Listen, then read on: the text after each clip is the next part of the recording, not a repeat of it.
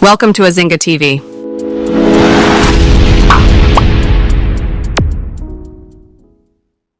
Russia, Kenya Professor P.L.O. Lumumba akasa na ne kasa ya ne eye futu a wode ma abibiman nyina abibiman penyifo nyina especially o ma ye to abayi o ma onya to abayi o mu wie ya de o mo dwen ho na next election no o to mu nyina afo and young leaders no so a yeyi o mo so wo to mu nyina afo o hwe Burkina Mali Côte d'Ivoire na Niger o to mu nyina afo si ho a owie na okan bibi fa Africa Agenda 2063 ebi obisa say Africa Agenda 2063 eno no ye di ade ya dwumadie bi a abibiman de asuo mani so say by the year 2063 no e wo say abibiman sesa e wo say nyoma koyi e wo abibiman mu enya fe na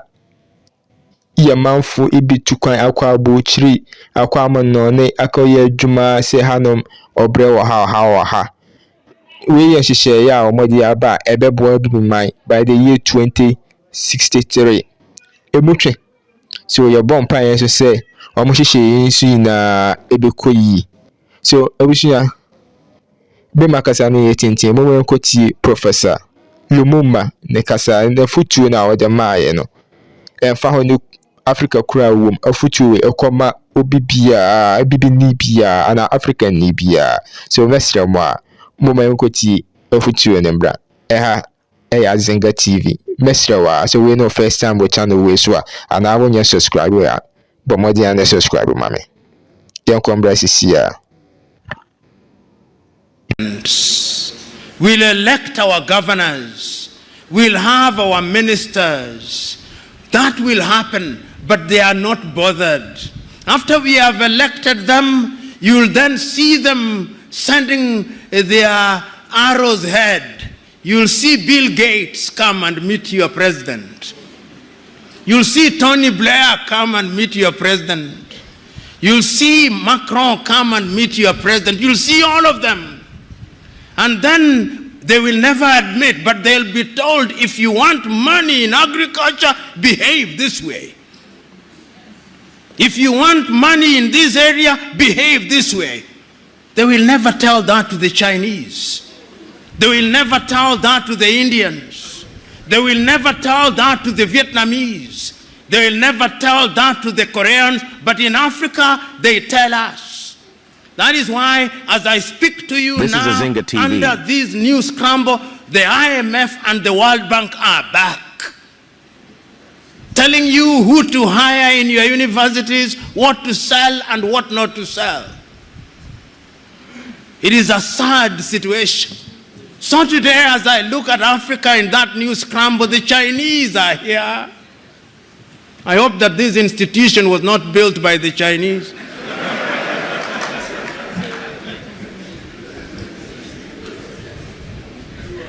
The Turks are here. The British are here. The French are here. The Qataris are here. The Americans are here.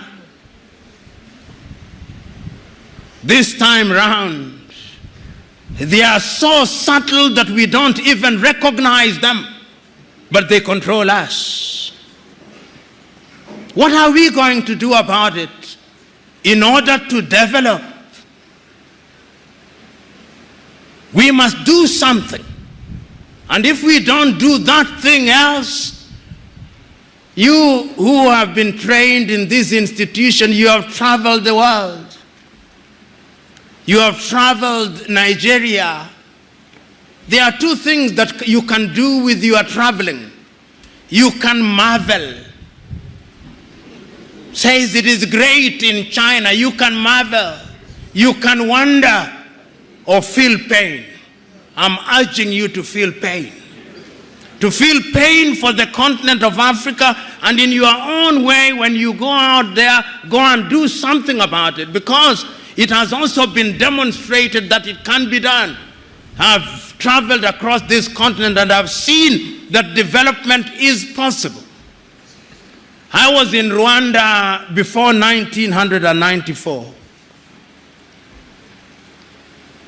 I was in Rwanda in 1996. Genocide. 1 million dead. Its obituary written. Will never rise, they said. You go to Rwanda now. They are demonstrating that it can be done. Go to Kigali now. See what they are doing in the health sector in their own small way. See how they are collaborating in the area of mobile telephony in their own small way. It can be done. I've been to Botswana and I've seen what they are doing in their own small way. I've been to Mauritius, see what they are doing in their own small way. And they do not have the resources that other countries have. They do not have the resources that the Democratic Republic of Congo has. And I'm giving these examples to say that indeed it can be done, and it can be done within the continent of Africa. So what we must do is to begin to pull together, you know.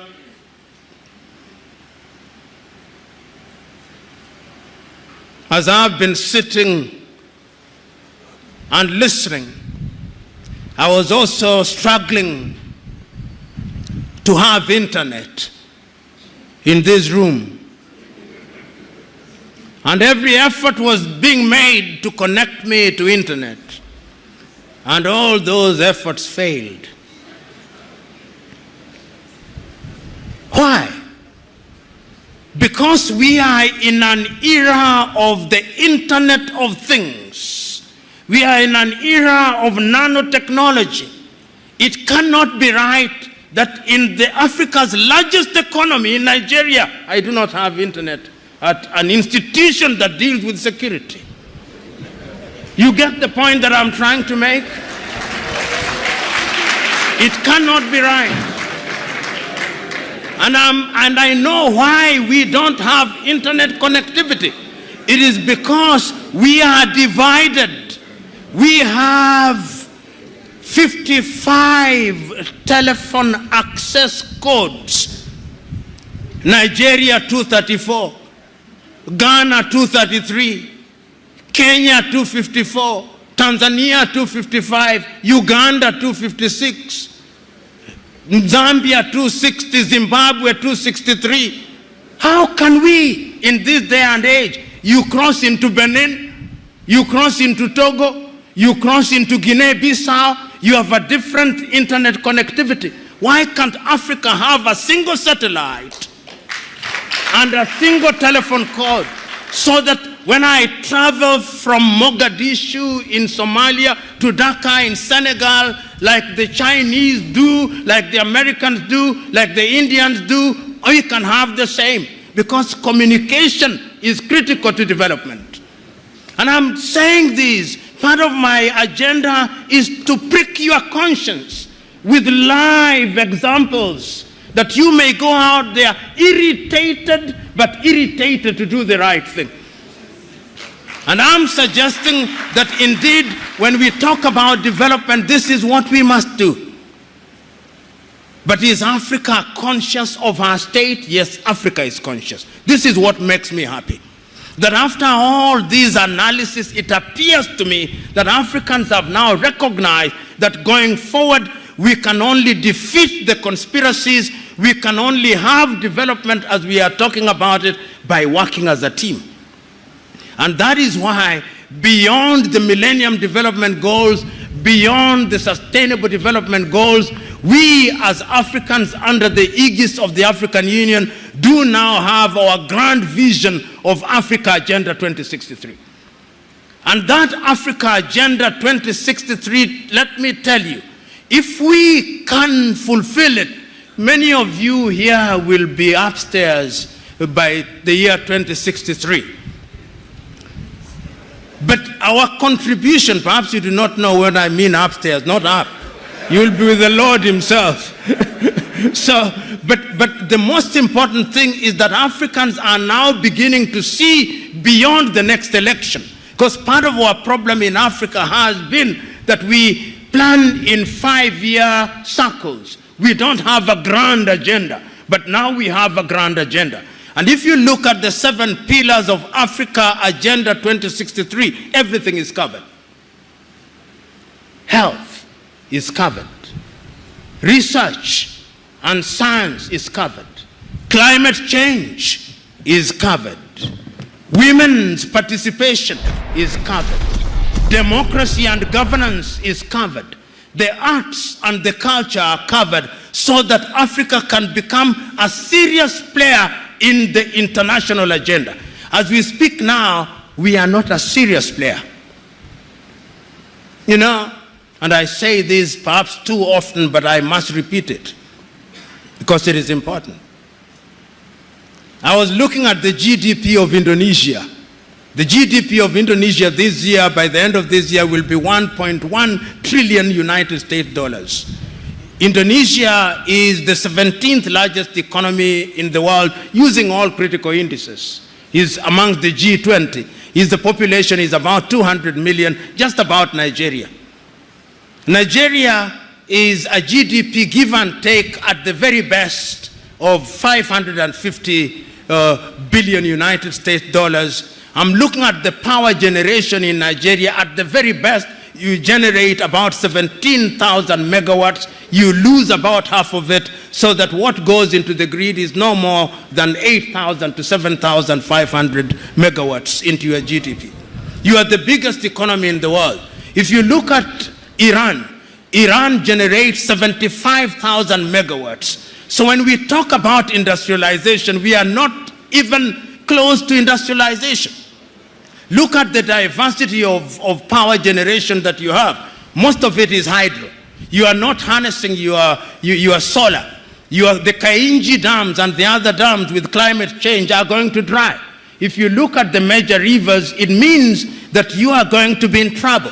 You look at Zimbabwe now, for example, in power generation, 2,000 or give it 2,500 megawatts. The dams are drying, the Kariba is drying. So Africa must begin to think, even as we think of Africa Agenda 2063, because energy is the game changer. Without energy, all these generators you see everywhere in Nigeria must disappear for industrialization to come.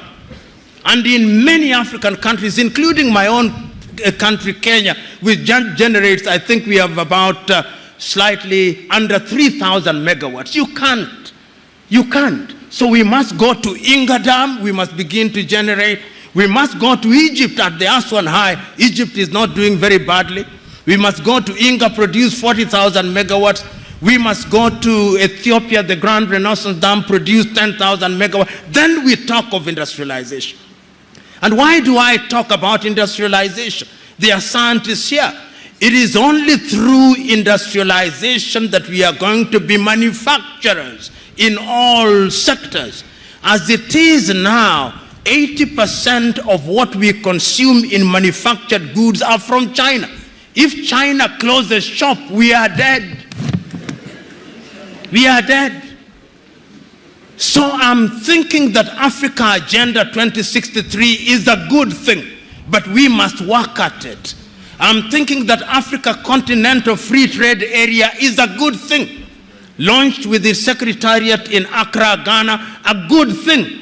But how are we going to trade? How are we going to get somebody to drive a truck from Accra, Ghana to Juba or to Asmara in Eritrea without peace and security? So you can also see that peace and security is at the very heart of it.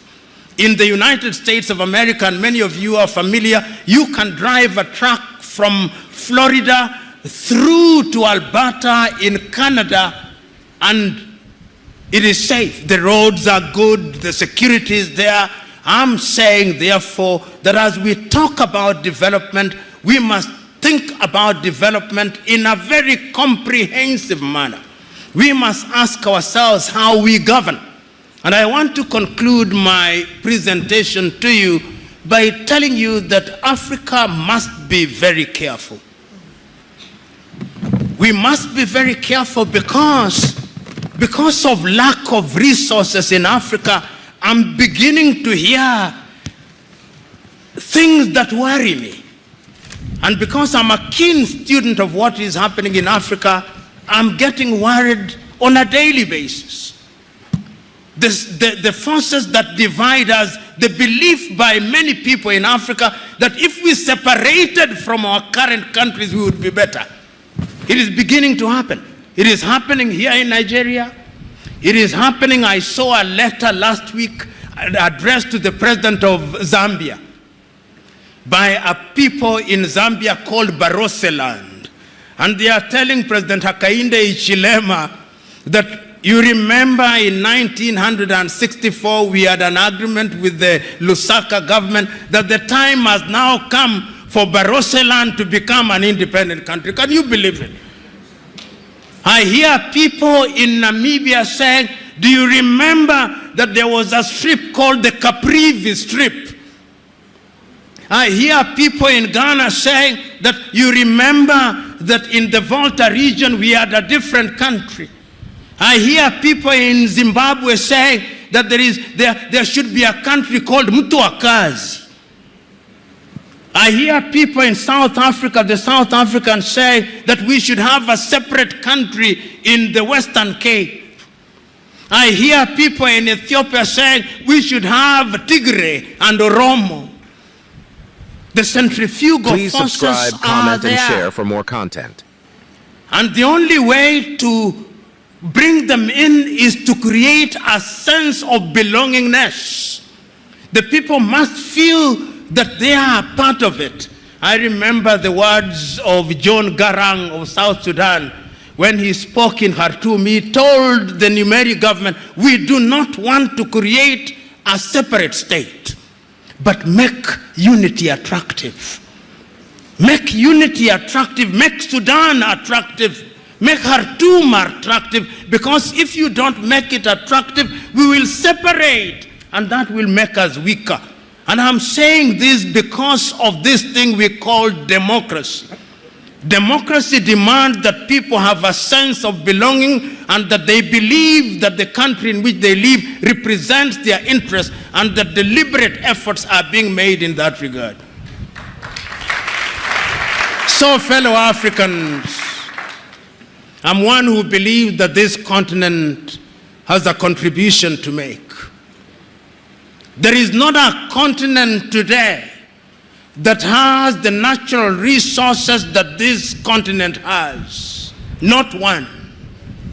There is not a continent today that has a population as young as ours, which could be a resource. There is not a continent.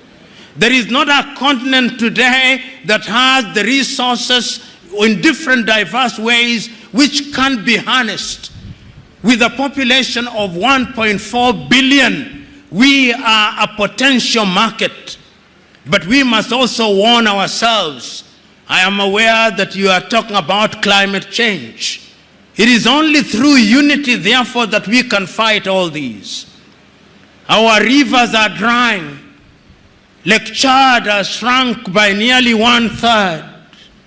The rivers are drying. The climate is changing. The Sahara is coming down south.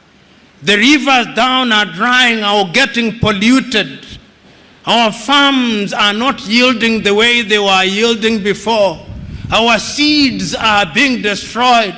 Our young men and women are running away. And remember, the Germans are now saying, we want young people.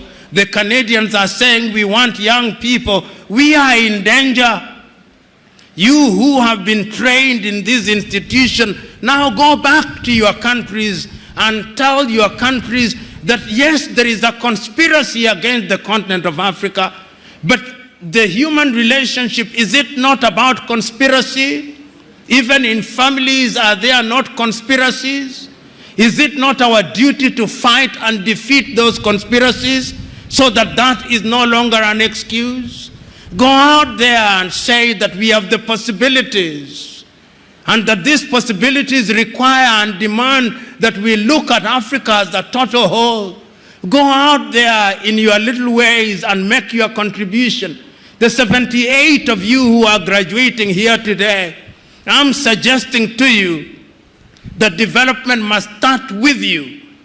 Go back and let in every institution where you are, let it be said that since he came back from NISS, he or she is different. He is different in a positive way. And all of us who are here, whether we are politicians or academics and in different sectors, let us go out there having made a solemn vow that Africa must do it. If you can't do it for yourself, ask yourself which Nigeria you want to bequeath to your children and your children's children. You are here, maximum 40 years, you will have gone upstairs. But after 40 years, in which kind of country will you want your children to be? This is the question. It is not about you and me. It is about them. This is intergenerational. Africa must change. Africa can change. And it can only change if we change our minds. And our minds we must change. Ladies and gentlemen, thank you very much and God bless.